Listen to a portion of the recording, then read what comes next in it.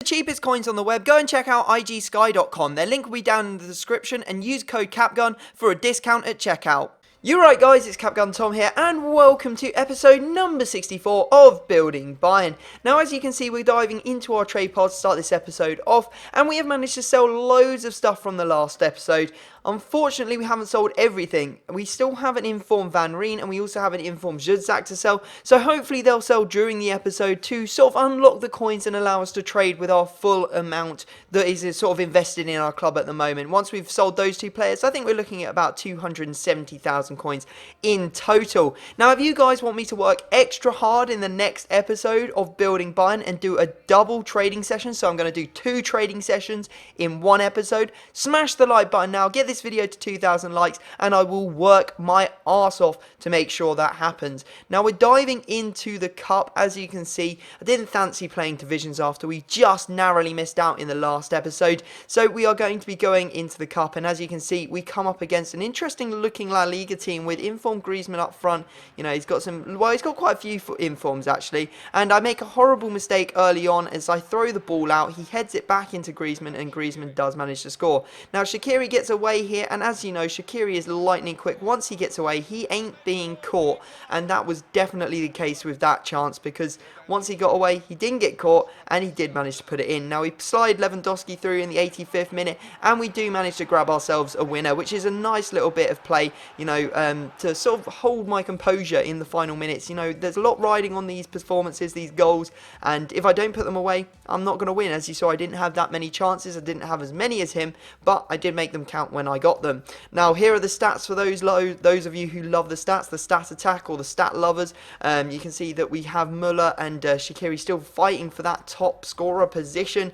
Shaqiri's on 123, Muller's on 113, and after we had a look at the stats I thought, you know what, let's dive back into the cup, go into the quarterfinals and go into a game against our next opponent. As you can see, this guy's using a very interesting team. He's gone with sort of like a La Liga meets Serie A, so Serie A backline and La Liga frontline.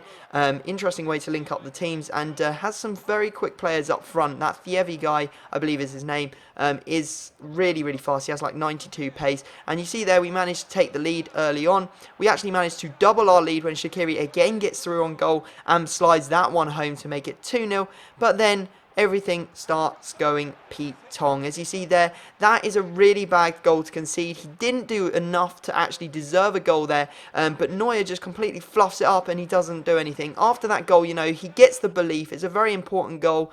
He makes it 2-2, and then I pause it, unpause it, and as you see, I play a ball, very simple pass. It goes awry, and he just crosses it straight into Churchy, and we end up losing because of it. From a 2-0 position, I should never have given up that lead, and yeah, it definitely cost me. I had the possession, I didn't really have the chances, but you know, with those 2 goals and those 2 goals ahead at the start, really should not have lost. Anyway, we're going to dive into divisions. I didn't think it was worth starting another cup, so here we go. We're going to go and find ourselves an opponent again. Another weird La Liga 4-3-1-2 team. He has Benzema up front, he has Modric at cam, he has Dos Santos up there, Hunderwan, Pizcek, Benatia, he's got Weidenfeller in goal.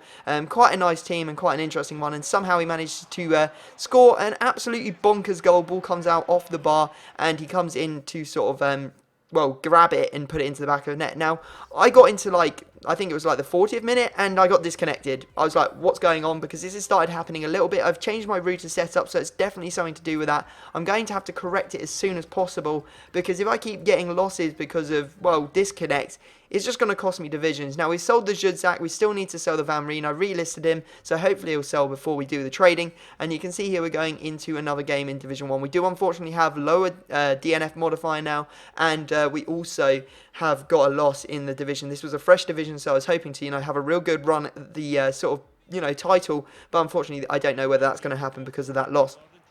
Anyway, we're playing here. What a ball that is from Muller over to Schweinsteiger. I have to say that's probably one of the best balls I've ever seen played in Ultimate Team. It was absolutely pinpoint. We make it 2-0 with Muller. Good stuff. And then look at this. Connection lost. I was like, oh, is it me again? Fortunately, this time it's not. But because, it was because I scored the second goal, really. Our opponent decided to rage quit out, and we do walk away with the 3 points, which is good news because we're now 1-0-1. And hopefully we can carry that forward and make sure we don't get relegated this season. Now, you can see we've managed to sell the Van Rijn, and we've done a trading session. So we spent all the coins, loads and loads of different players picked up. You can see here we got a Muvumba for, well, 2700, listing up for 4k, good stuff there. All these players were picked up with the pulse trading method. Again, if you want to check it out, it's down in the description of this video. I know that people sometimes have a little bit of problems. They're getting hit with players that have been price locked. You just have to be really careful. Use the graphs at the bottom of the player page to check whether that player's been going for roughly that much, you know, up until the point where you've bought him. Because if you've got a player that's, you know, 10k and you're like, oh, is he 10k? I don't know. Just go check the graph. If he's been going for 2k before that, you know he's been price locked. If he has gone and stuck at about 10k, if he's been 10k for a while, you know you're fine, so you can buy him and probably sell him on for more. The big players that we had in this session were 2 Danilos. I think we bought them for 39k each, listing up for about 43,750. I'm not going to list both of them. The reason for that is because I don't want to flood the market with them. I don't want to have 2 competing for people buying them. You know, someone might come along and undercut both of them, so this way, you know, I'm only listing one and it won't flood the market, and hopefully we'll be able to sell our player on quicker. Now, we got an Arroyo there, the 5-star skiller, who's pretty quick, and he had a hunter card on him. I think I got him for like 22, listing up for 27,000 coins, so that's like 4k profit on its own if that one sells. So awesome stuff there, and yeah, trading done, really good. As I said, 2,000 likes on this video, and I will do a double trading session in the next episode and sort of accelerate the series on a bit, because I know what we're getting a little bit stuck in our ways.